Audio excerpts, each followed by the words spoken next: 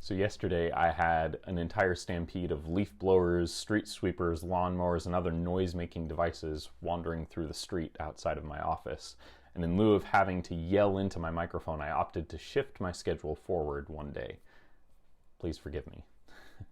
When the people of Israel come out the other side of the Red Sea, they are transformed by the experience that they've had. And nearly an entire chapter of the book of Exodus is dedicated to the exuberant worship of God through song. We're told that the people now believed God and Moses in a way which they hadn't before. In fact, we could almost imagine this being the end of the book. God's people begin the book in slavery. God raises up a leader for them through tragedy and transformation, and then God performs wondrous signs to carry the people to freedom, while also bringing to an end the oppressive forces that pursue them. The closing credits roll over a triumphant worship song. The end. But God isn't interested in telling fairy tales. The book of Exodus is anything but tidy, and with just a single setback, the Israelite people begin to complain. Now, chapter 15, verse 22 reads this way: Then Moses made Israel set out from the Red Sea, and they went into the wilderness of Shur. They went 3 days in the wilderness and found no water. When they came to Marah, they could not drink the water of Marah because it was bitter. Therefore, it was named Marah, which means bitter. And the people grumbled against Moses, saying, What shall we drink?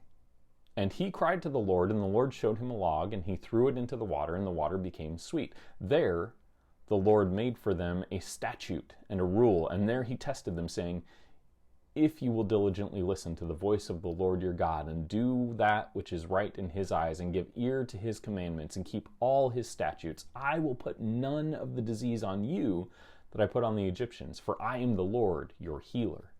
Then they came to Elim, where there were 12 springs of water and 70 palm trees, and they encamped there by the water. It may seem like a small thing. The people are thirsty and the water is bad. 3 days of travel without good water would be troublesome. Maybe the complaint is justified, but consider the framing of the story. God has a solution for the water, but we're told that the very next place they find themselves in is essentially an oasis of springs and palm trees. I've no doubt that given similar circumstances, 3 days of wilderness travel and stumbling on water that is distasteful at best, and maybe even sickening at worst, would be a grumble-worthy situation. But were these really the same people who had just witnessed God's command over an entire sea, now complaining about the quality of their drinking water?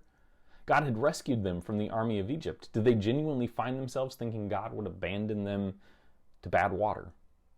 I think we find ourselves in this similar situation sometimes. We can be hyper aware of the ways in which God has done wonderful things for us in the past, but in a moment of even small inconvenience, we find ourselves impatient with our circumstances and forgetful of the God we serve. The same God who longs to lead us to the encampment of the shade of trees along good waters. I love you, and I pray today that you would know that God is leading you, and that along the path he has points which will serve as refreshment and points that will serve as moments of trial. If you're finding yourself in the moment of refreshment, rejoice, offer praise. If you're finding yourself in the moment of trial, rejoice in knowing that God is not going to abandon you by the bitter waters.